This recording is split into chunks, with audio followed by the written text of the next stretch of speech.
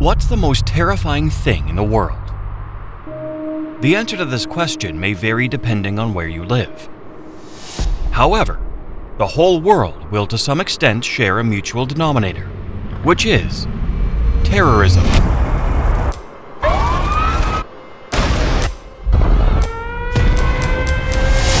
During the mid-2010s, there was a spectre named the Islamic State, or IS, emerging and dominating the Middle East. They sowed fear for almost every country in the world, but then collapsed rapidly on its own ambition.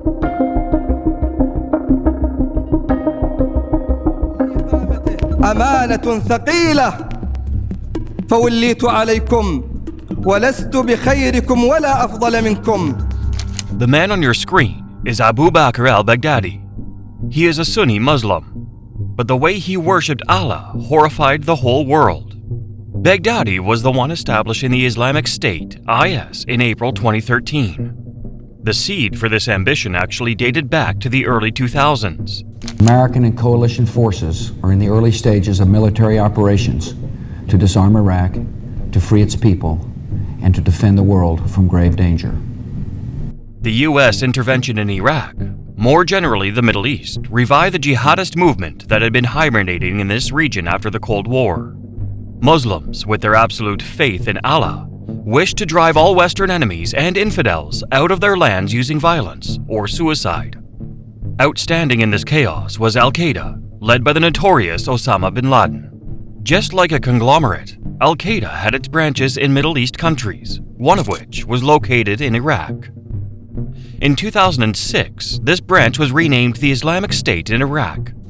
Baghdadi originally wasn't a member of this organization, but the Americans inadvertently brought them together.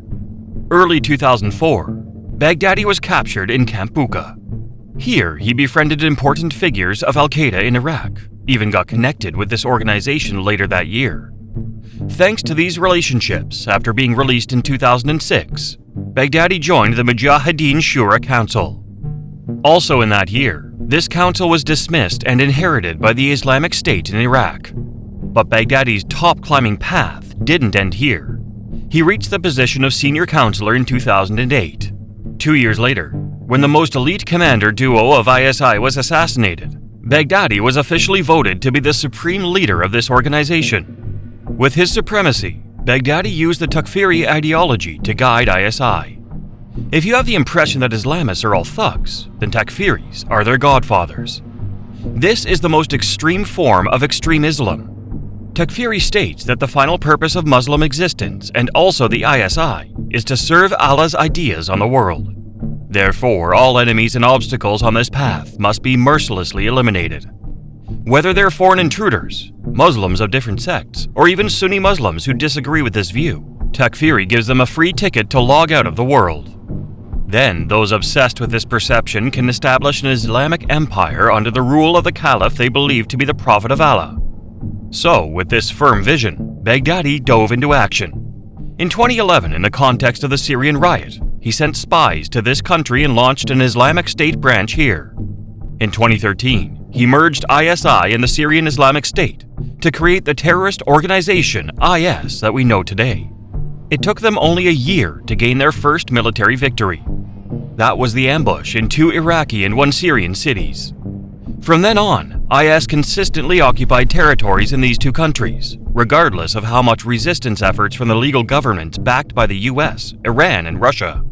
In June 2014, IS declared the establishment of the Islamic State on all of their annexed territories and venerated Baghdadi as its supreme leader. During its heyday, this organization controlled nearly 66% of Syrian lands and 40% of Iraqi territories. It forced local residents to abide by its strict interpretation of the Islamic law, Sharia. Anyone considered infidel would invariably face the most traumatizing death. Either they were killed instantly, or they would be after getting raped. Luckier ones would have to convert to Sunni Islam forcibly. This was exactly what it had done during the Yazidi genocide after occupying Sinjar town in August 2014. The Middle East was thought to be stuck in this nightmare forever. But what goes up must come down. Resistance from local governments and assistance from global powers crippled the IS. Ultimately, In 2019, the supreme leader Baghdadi endured an agonizing death in a raid in North Syria. There was nothing random in this story. The rise and fall of the Islamic State IS were the inevitable consequence of numerous complex factors.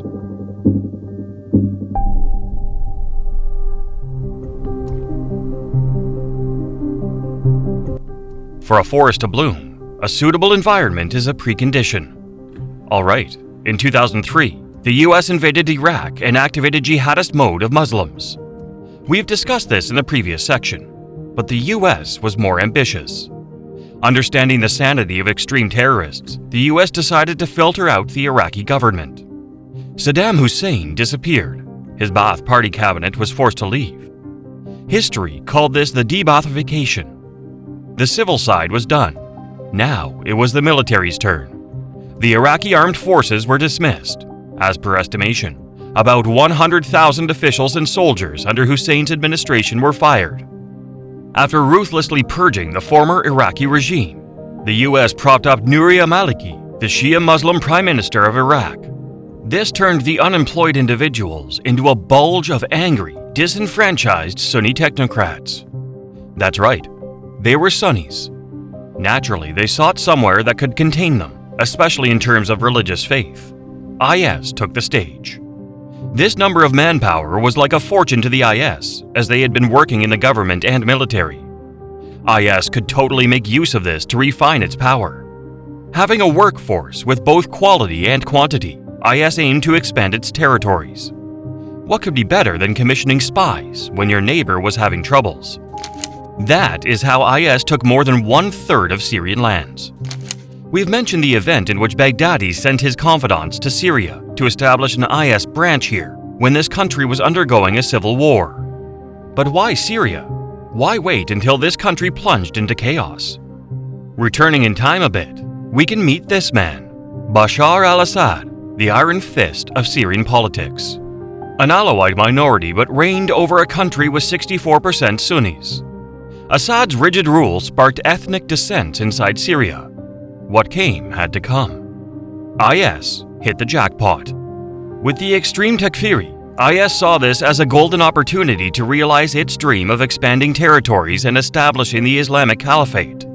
Syrian Sunnis, wanting to have their voices heard, fell prey to the sweet talk of IS.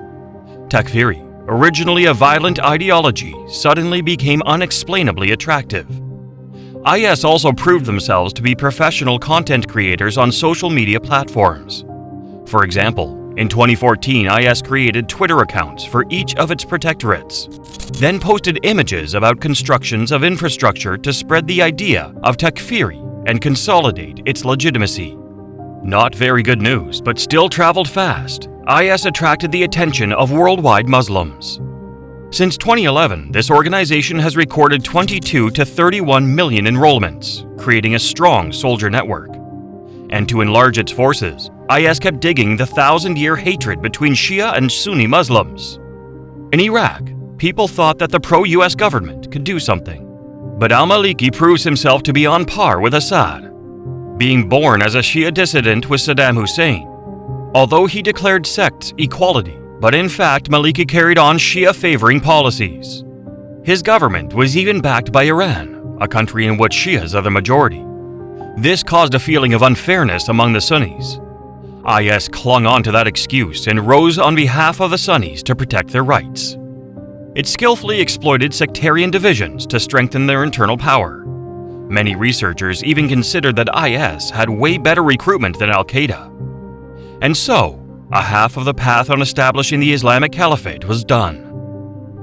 There were the army, an ideology, and also media platforms, but to advance, weapons are a must.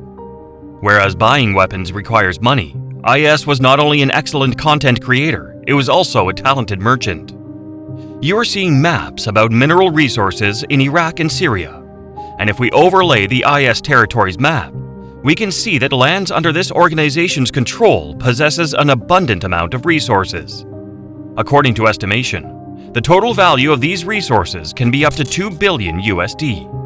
Crude oil alone can bring a profit of about 250 to 600 million USD. These were also quite fertile lands, suitable for wheat production. Thanks to that, IS became financially independent in 2014 by selling minerals and agricultural produce.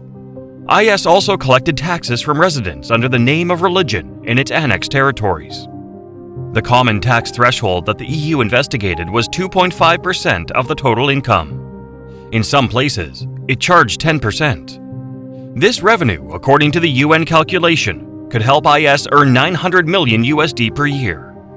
Perhaps at that time, IS leaders could proudly declare terrorists as the jack of all trades.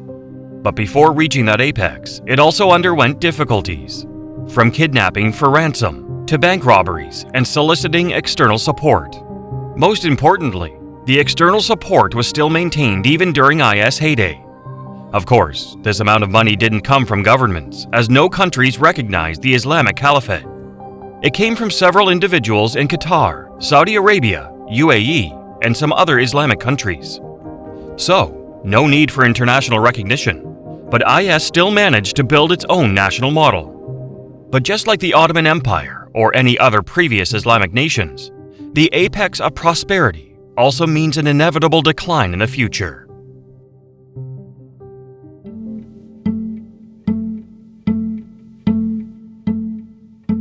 Disillusion about one's own power often results in no good. And unfortunately, IS was the victim of that perception. Controlling large parts of two countries' territories and establishing an Islamic caliphate, it was an evident foundation for IS leaders to rest on the laurel. But human greed knows no bounds. Baghdadi decided to further expand his grip on lands. In September 2014, this terrorist lord ordered an attack on Kobani town in the border between Syria and Turkey. They succeeded, and this town was actually ruled by the IS for 4 months. But Baghdadi was unaware that this was the first nail in the coffin for his Islamic caliphate. IS had everything, from man, finance, to propaganda tools, except for Air Force. IS also only possessed air defense systems like ZPU-1, ZU-23-2, and other man-portable systems that had been out of trend since the late 20th century. A battle-hardened ground force, but lacking air defense capability. This was the critical weakness that was thoroughly exploited by Russia and the US-led coalition. Back in the town of Kobani, IS couldn't celebrate for long as resistance was still carried out day by day.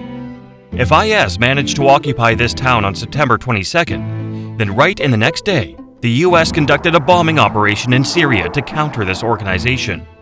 It only took the land of the free for another 4 days to bring the democracy bomb to Kobani. The two sides were locked in stalemate for 4 months, until January 2015. The Kurdish ground force, in association with the US Air Force, pushed the IS out of Kobani. Despite withstanding for 4 months, a key figure of IS had to admit that every time I'd send people, they'd be killed. Once I sent 30 Tunisians, and they were all killed before they even got there. That was the time that people started to think twice. In total, IS lost 1,500 men without any tangible results. Knowing it couldn't fight the US Air Force in ordinary ways, this terrorist organization went reckless. A series of suicidal attacks was carried out worldwide in the name of IS. From Middle East countries to faraway lands like the UK, France, even Indonesia and Philippines. It wanted to sow fear for the whole world and affirm its invincibility, even when overwhelmed by global powers. But sometimes, being reckless is a fatal mistake. IS actions stirred the Middle East up, turning immigrants flowing into neighboring countries into a throbbing headache. Turkey, Jordan, Saudi Arabia, Iran, Kuwait, Lebanon, all had to implement strict border control to keep domestic security. No one in, no one out. Without the import of foreigners, IS's recruitment faced numerous difficulties.